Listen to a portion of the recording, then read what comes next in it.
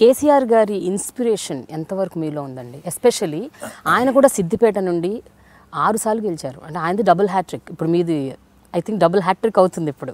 So మీరు ఆయన ఇప్పుడు సమాంతరంగా ఒకే డబుల్ హ్యాట్రిక్ కొట్టే దిశలో ఎరగని నాయకుడు కేసీఆర్ గొప్పతనం ఏంటంటే మేమన్నా ఒక సిద్దిపేటలో ఉన్నాం, ఆయన సిద్దిపేటలో గెలిచారు, అక్కడి నుంచి కరీంనగర్ పోతే గెలిచారు, అక్కడి నుంచి మహబూబ్నగర్ పోతే గెలిచారు, అక్కడి నుంచి గజ్వేల్ వస్తే గెలిచారు. ఎక్కడికి పోయినా బహుశా ఈ రాష్ట్రంలో ఈ దేశంలో ఇన్ని నియోజకవర్గాల్లో పోటీ చేసిన నాయకుడు కేసీఆర్ ఉంటారు. ఇన్నిసార్లు రాజీనామా చేసి ఉప ఎన్నికలు కొట్లాడిన నాయకుడు కూడా ఈ దేశంలో కేసీఆరే ఉంటారు. సో వారి నుంచి మాకు స్ఫూర్తి, అంటే వారు ఎట్లట్లా పనిచేసినారు, వారితో నేను ముందు నుంచి కలిసి పనిచేసిన కనుక వారిని చాలా దగ్గరగా చూసి వారితో పాటు నేర్చుకొని దాన్ని మేము అమలు చేయడం ద్వారా, దాన్ని ఫాలో చేయడం ద్వారా మేము ముందుకు పోగలిగాం. సార్ ఒక క్వశ్చన్ సార్, జనరల్గా రాజకీయ నాయకులు చాలా లౌక్యంగా లేకపోతే ఎక్కడ ఏది మాట్లాడాలి ఎప్పుడు ఏది మాట్లాడాలని ఆలోచిస్తూ మాట్లాడుతుంటారు. కేసీఆర్ గారు మాత్రం ముక్కుసూటిగా ఏది ఉంటే అది ఇది కరెక్ట్, ఇది రాంగ్ అంటే ఇది రాంగ్, ఇది రైట్ అంటే ఇది రైట్, కమ్ వాట్ మే, ఎవరు ఏమన్నా అనుకొని I don't care kind of attitude ఉన్న వ్యక్తి. అలాంటి వ్యక్తిని ప్రజలు ప్రతి నియోజకవర్గం నుంచి మీరు అన్నట్టు గెలిపిస్తూనే వస్తున్నారు. మీ యాటిట్యూడ్ కంప్లీట్ కాంట్రాస్ట్, అంటే మీరు లౌక్యం అని అంటలేదు, అలానే ముక్కుసూటిగా కూడా వెళ్ళరు, but you are very good and very nice to people. So ఇది ఎట్లా, ఈ కాంట్రాస్ట్ని మీరు ఎట్లా చెప్పగలుగుతారు? ఒక్కొక్కరిని ఒక రకంగా చూసుకుంటారు. కేసీఆర్ గారి బలం అదే, బలహీనత అదే. వారు ఎందుకంటే వారిని ఒక ఉద్యమ నాయకుడిగా, ఉద్యమాన్ని ముందుకు తీసుకుపోయి తెలంగాణ సాధించిన నాయకుడిగా ఆ విశ్వసనీయత అనేది కేసీఆర్ గారికి ఉంది. సో ఆయన క్రెడిబిలిటీ అనేది అట్లా బాగా పెరిగి ఉన్నది. అందువల్ల వారిని ప్రజలు అట్లే చూస్తారు. ఆయన ఏదన్నా గట్టిగా కాదు అని చెప్పినా కూడా ప్రజలు కేసీఆర్ గారిని తప్పుగా తీసుకోరు. ఆయన నిజమైన నాయకుడిగా, ఎస్ ఆయన అంతే అన్నట్టుగా కొంతమందికి ఆ చెరగని ముద్ర అనేది పడుతుంది. అట్లా కేసీఆర్ గారికి కూడా పడ్డది. సో మేము కొంచెం, ఎందుకంటే వారి స్థాయి వేరు, వారి స్థాయిలో వారు ఏది మాట్లాడినా అంత పెద్ద పర్సనాలిటీ కనుక తెలంగాణని సాధించినారు కనుక డెఫినెట్గా వారు ఏం మాట్లాడినా కూడా ప్రజల్లో ఆ క్రెడిబిలిటీ అనేది కేసీఆర్ గారికి ఉంటుంది. సో మేము ఇప్పుడిప్పుడే ఎదుగుతున్నటువంటి నాయకులుగా మేము కొంత ఎదిగి ఒదిగి జాగ్రత్తగా మాట్లాడుతూ ముందుకు పోవాల్సినటువంటి అవసరం మాకు ఉంటుంది. So we cannot compare. అంటే ఒక ఉద్యమ నాయకుడిగా, రాష్ట్రాన్ని సాధించిన నాయకుడిగా డెఫినెట్గా you will have that advantage. ఆయన ఈ మధ్య ఒక బహిరంగ సభలో ఒక మాట అన్నారు, బక్క కేసీఆర్ని ఒక్కడిని చేసి అందరు కలిసి మీద పడుతున్నారయ్యా ఏంది ఇది అని అన్నారు. దాన్ని అంటే మీరు ఏ రకంగా దాన్ని యాక్చువల్గా అర్థం చేసుకుంటారండి? What does he mean by saying that? అంటే ఉద్యమాన్ని ప్రారంభించినప్పుడు కూడా కేసీఆర్ గారు ఈ బక్కగా ఉన్నాడు, గీతతున్నాడు, గీనతో తెలంగాణ ఏడైతుంది అని కూడా మాట్లాడిండ్రు.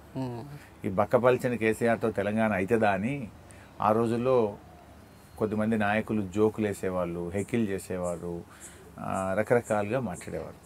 కానీ ఆ బక్కపలిచిన నాయకుడే ఇవాళ ఢిల్లీని కదిలించి తెలంగాణ తెచ్చిండు అనేది ప్రజల్లో ఒక నానుడు ఉంది, ప్రజలందరి నాలుకల మీద ఉంది. ఇప్పుడు ఈ బక్కపలిచిన నాయకుడి మీద ఇంతమంది బయలుదేరిండ్రు అని రాజకీయ ఉపన్యాసంలో ప్రజలను కదిలించడానికి, ప్రజల గుండెను హత్తుకోవడానికి కేసీఆర్ గారు మాట్లాడతారు. ఎందుకంటే ఆ మాటలు గతంతో కలిసి ఉన్నాయి కదా. ఈ బక్కపలిచిన నాయకుడితో తెలంగాణ వస్తుందా అని ఆ రోజు మాట్లాడినారు. మళ్ళీ మాట్లాడినటువంటి వాళ్ళందరూ చిత్తయిపోయినారు, కేసీఆర్ గారు తెలంగాణ తెచ్చి నిలబడ్డాడు. ఇప్పుడు కూడా అలాంటి దాడే జరుగుతుంది అని ప్రజలకు చెప్పే. చాలామంది అనే ఒక విషయం ఏమిటంటే అసలు కాంగ్రెస్ టీడీపీ పొత్తు పెట్టుకోవడం ఏమిటి అని. అంటే దీన్ని మీరే రకంగా అర్థం చేసుకుంటారు? అంటే ఎన్నో కూటములు ఉంటాయి, ఎంతోమంది ఎన్నో కోalitions పెట్టుకోవచ్చు, బట్ ఈ బంధాన్ని ఏమంటారు మీరు? ఈ కాంగ్రెస్ టీడీపీ బంధం పూర్తి అవకాశవాదం. తెలుగుదేశం పుట్టుక కాంగ్రెస్కు వ్యతిరేకం. ఎన్టీ రామారావు గారు ఆత్మక్షోభిస్తుంది ఈరోజు. దాని నినాదమే తెలుగువాడి ఆత్మగౌరవాన్ని ఢిల్లీలో తాకట్టు పెట్టద్దు అనే ఒక్క నినాదంతో ప్రారంభమైన తెలుగుదేశం పార్టీ ఇవాళ అసలు మూల సూత్రాన్నే పక్కన పెట్టి కాంగ్రెస్తో పొత్తు గెలవడాన్ని తెలుగుదేశం పార్టీ క్యాడరే ఈరోజు ఒప్పుకునే పరిస్థితి లేదు. నంబర్ 1. నంబర్ 2, ఈరోజు తెలంగాణ విషయంలో చంద్రబాబు నాయుడు గారు మొదటి నుంచి చివరి దాకా వ్యతిరేకిస్తూ వచ్చాడు. రాష్ట్ర ప్రయోజనాల్ని కూడా ఈరోజు దెబ్బకొట్టే విధంగా ఆయన ప్రయత్నం చేస్తున్నాడు. సో తెలంగాణ ప్రజలకు ఇంత వ్యతిరేకంగా ఉన్నటువంటి చంద్రబాబు నాయుడుతో కాంగ్రెస్ కలవడం వల్ల మేము తెలంగాణ ఇచ్చాము అని ఏదైతే క్లెయిమ్ చేసుకుంటున్నారో అది టోటల్గా జీరో అయిపోయింది. ఆ తెలంగాణ అనే దానికి అసలు కాంగ్రెస్ పార్టీ క్లెయిమ్ చేసుకోలేని పరిస్థితి, క్లెయిమ్ చేసుకున్న ప్రజలు వినే పరిస్థితి లేకుండా పోయింది. అంటే బేసిక్గా ఇక్కడ ఏం కనబడుతుందంటే ఒంటరిగా మేము కేసీఆర్ గారితో ఫైట్ చేయలేము అని ఈరోజు తెలుగుదేశం పార్టీతో పొత్తు పెట్టుకున్నటువంటి పరిస్థితి కనబడతా ఉంది. బట్ ప్రజల్లో ఏమైపోయిందంటే ఇంకా అమ్మో ఈ చంద్రబాబు నాయుడు ఎంట్రీయా, ఇది రేపు డెఫినెట్గా ఈ రాష్ట్ర అస్తిత్వానికే ప్రమాదం అనేటువంటి ప్రజల్లో ఇవాళ తెలంగాణ ప్రజలు భావిస్తూ ఉన్నారు. ఎందుకంటే చంద్రబాబు నాయుడు గారు రాష్ట్ర ముఖ్యమంత్రిగా ఆంధ్రప్రదేశ్కు ప్రమాణ స్వీకారం చేసినాడు. తెలుగు ప్రజలను కలపగలిగే శక్తి తెలుగుదేశం పార్టీకే ఉంది అన్నాడు. కిరణ్ కుమార్ రెడ్డి గారు ఆయన బెర్లిన్ గోడలను బద్దలు కొట్టినట్టు 2 దేశాలే కలవగలిగినట్టు తెలంగాణ ఆంధ్రప్రదేశ్ను తిరిగి కలుపుతామని కిరణ్ కుమార్ రెడ్డి అన్నాడు. ఇప్పుడు ఆ ఇద్దరు ఒకటే. ఇవాళ కాంగ్రెస్ తెలుగుదేశం పార్టీ పొత్తు పెట్టుకున్నాయి. అంటే వీళ్ళు ఏం సంకేతం ఇవ్వన్నారు? మమ్మల్ని గెలిపిస్తే తిరిగి 1956లో ఉన్న తెలంగాణను తీసుకుపోయి ఆంధ్రప్రదేశ్లో కలిపి ఆ రోజు తెలంగాణ ప్రజలకు ఎట్లా అన్యాయం చేసినామో ఈ రోజు కూడా అటువంటి ప్రమాద హెచ్చరికలు ఈరోజు తెలంగాణ ప్రజలకు కనబడతాము. కానీ హరీష్ రావు గారు ఒక్క విషయం, ఇప్పుడు అందరూ కలిసి ఒక కూటమిగా ఫామ్ అయ్యి ఒక పార్టీ మీద సింగిల్ అటాక్ చేస్తారు. అదే మా బలం, అదే మా స్ట్రెంత్. ఇది బలం అని నిజంగా అనుకుంటున్నారా? ప్రజలకు ఎలాంటి సంకేతాలు వెళ్తున్నాయి? ప్రజలు ఏమనుకుంటున్నారు? అందరూ కలిసి ఏకమయ్యి ఒక్క వ్యక్తిని అటాక్ చేస్తున్నారు, ఒక్క పార్టీని అటాక్ చేస్తున్నారు అనుకుంటారా? లేకపోతే ఏకం కావడంలో ప్రజలకు మేలు కనబడతలేదు, వాళ్ళ అవకాశవాదం కనబడుతుంది. ఇప్పుడు ఉదాహరణకు గద్దర్ గారు ఉన్నారు. తన కడుపులో బుల్లెట్ ఉందని చాలాసార్లు గద్దర్ గారు చెప్పారు. ఆ బుల్లెట్ దించిన చంద్రబాబు నాయుడు గారి కడుపులో తాను తలబెడితే ప్రజలు దాన్ని ఎట్లా అంగీకరిస్తారండి? కోదండరాం గారు పౌర హక్కుల నాయకుడిగా ఆయన సమాజానికి పరిచయం. ఆయన పౌర హక్కుల నాయకుడిగా ఉన్ననాడు కొన్ని పుంఖాలుగా పుస్తకాలు రాసినాడు చంద్రబాబు నాయుడు గారి మీద, ఉపన్యాసాలు ఇచ్చాడు. ఇవాళ బెల్లి లలిత గారిని ముక్కలుగా చంపింది ఎప్పుడు? విద్యుత్ బిల్లులు తగ్గించమని బషీర్బాగ్ చౌరస్తాకు వచ్చినప్పుడు రైతుల్ని కాల్చి చంపింది ఎవరు? ఈ రాష్ట్రంలో అత్యధిక ఎన్కౌంటర్లు చేసింది ఎవరు? అటువంటి వ్యక్తితోని ఇలా చట్టపట్టాలు వేసుకొని భుజాల మీద చేతులు వేసుకొని కోదండరాం గారు మాట్లాడితే తెలంగాణ సమాజం, పౌర హక్కుల సంఘాల నాయకులు దాన్ని సమర్థించగలుగుతారా? సో ఇట్లా వాళ్ళ కలయికలో పూర్తి అవకాశవాదం ఉండడం వల్ల ప్రజలు తిరస్కరిస్తారు. ఇప్పుడు కౌరవులు 100 మంది, పాండవులు 5గురే. మంది ఎందరన్నది కాదు, అందులో న్యాయం ఉందా, ధర్మం ఉందా అన్నదే చాలా ముఖ్యం. ఇవాళ టీఆర్ఎస్ పార్టీలో కేసీఆర్ గారిలో ఆ ధర్మాన్ని, ఆ న్యాయాన్ని ప్రజలు చూస్తారు. విశ్వసనీయత అనేది కేసీఆర్కు ఉన్నది. కేసీఆర్ చచ్చుడో తెలంగాణ వచ్చుడో అని ఒక మాట చెప్పి రాదనుకున్న తెలంగాణను తెచ్చి చూపింది టీఆర్ఎస్ పార్టీ.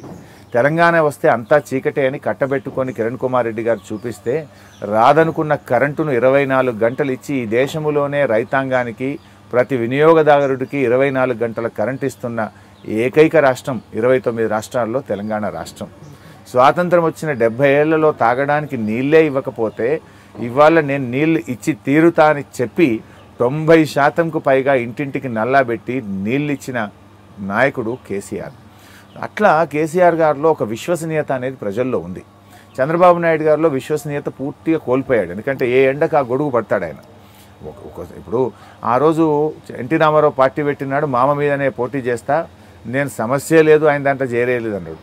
ఓడిపోయిండు. కాంగ్రెస్కి వెళ్ళి పోటీ చేసిండు, ఓడిపోయిండు. తర్వాత వచ్చిండు తెలుగుదేశం పార్టీలో చేరిండు. తెలుగుదేశం పార్టీలో ఉంటూ ఎన్టీ రామారావు గారికి అన్నం పెట్టిన చేయికే సున్నం పెట్టిండు, వెన్నుపోటు పొడిచిండు. ఎన్టీ రామారావు గారికి వెన్నుపోటు పొడిచిండు. ఆ తర్వాత బీజేపీతో పొత్తు పెట్టుకున్నాడు. నరేంద్ర మోడీని పొట్టు తిట్టి ఆ రోజు వాజ్పేయి గారి ప్రభుత్వంలో చేరి ఆ రోజు బీజేపీతో ఉన్నాడు. తర్వాత ఏమన్నాడు? అరే బీజేపీతో కలిసి పాపం చేసినా, తప్పు చేసినా, చరిత్రలో ఇలాంటి తప్పు మళ్ళీ చేయనన్నాడు. ఆ రోజు బయటకు వచ్చిండు. మళ్ళీ పోయిండు, అదే నరేంద్ర మోడీ గారితో పొత్తు కలిసిండు. నరేంద్ర మోడీతో 4 ఏళ్ళు సంసారం చేసిండు. మళ్ళీ ఇప్పుడు నరేంద్ర మోడీ దొంగ, ద్రోహి, వీళ్ళతో కలిసి పెద్ద తప్పు చేసిన అంటాడు. ఇవాళ మళ్ళా కాంగ్రెస్ పార్టీ, జీవితాంతం కాంగ్రెస్ పార్టీనే తిడుతూ బతికిండు చంద్రబాబు నాయుడు. మళ్ళీ ఇప్పుడు ఆ కాంగ్రెస్ పార్టీతో పొత్తు కలిపిండు. ఎన్నిసార్లు మార్చిన పుట్టుకనేది కాంగ్రెస్లో స్టార్ట్ అయింది. తెలుగుదేశంలోకి వచ్చినావు, బీజేపీతో కలిసినావు, మళ్ళీ కాంగ్రెస్లోకి పోయినావు, మధ్యలో టీఆర్ఎస్తో కలిసినావు.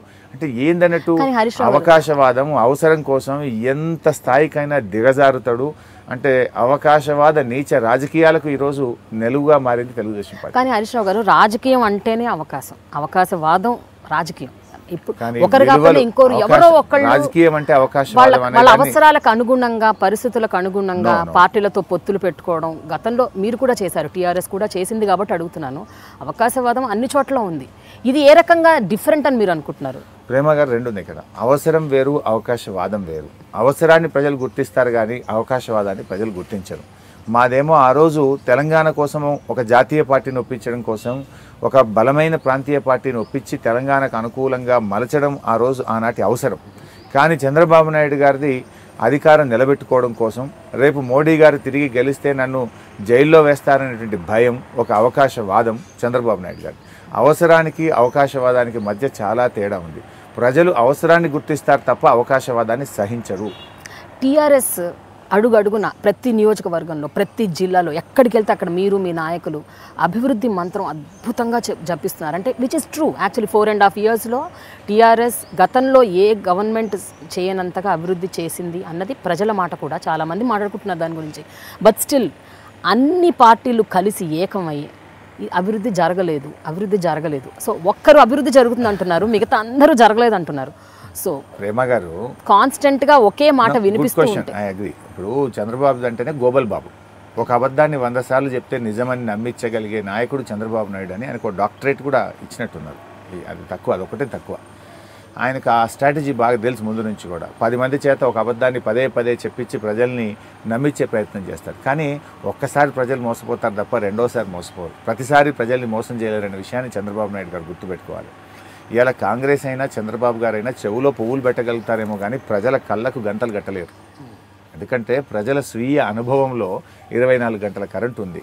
ప్రజల స్వీయ అనుభవంలో రైతు బంధు పథకం వస్తుంది, కళ్యాణ లక్ష్మి ఉంది, ప్రభుత్వ ఆసుపత్రులు మెరుగై కేసీఆర్ కిట్టు, డయాలసిస్ యూనిట్లు, ఐసీయూ సెంటర్లు పెట్టి ఇలా కలకలలాడుతున్నాయి ప్రభుత్వ ఆసుపత్రులు.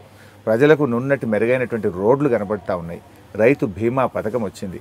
ప్రతి ఇంట్లో ఇవాళ విమర్శిస్తున్న ప్రతి నాయకుడికి కూడా ఇన్వర్టర్లు, జనరేటర్ల బాధ తప్పి 24 గంటల నాణ్యమైన కరెంటు ప్రతి వినియోగదారుడికి ఇచ్చాం. రైతాంగానికి కూడా ఇచ్చినటువంటి పరిస్థితి ఉన్నది.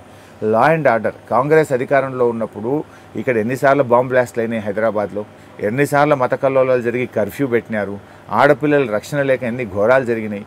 ఈరోజు షీ టీమ్స్ వచ్చినాయి. ఒక్క ఇన్సిడెంట్ 4.5 ఏళ్లలో హైదరాబాద్లో 1 గంట కూడా కర్ఫ్యూ పెట్టకుండా చక్కటి లా అండ్ ఆర్డర్ని ఇచ్చాం. వాళ్ళ కాంగ్రెస్ ప్రభుత్వ హయాంలో పేకాట గల్లీకి ఒక పేకాట క్లబ్బు పెట్టి రోజుకు 2 ఆత్మహత్య చేసుకుందరు.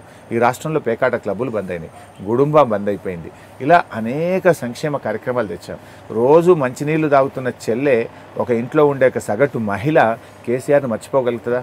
40 ఏళ్ళు 50 ఏళ్ల నుంచి బోరింగులు కొట్టి చేతులు నొప్పి పెట్టిన ఒక సోదరిమణి, నీళ్లు మోసి భుజాలు కాయలు కాసినటువంటి ఒక తల్లి ఇవాళ ఇంట్లో నల్ల దిప్పితే నీళ్ళు వస్తుంటే ఆ తల్లి మర్చిపోగలుగుతుందా?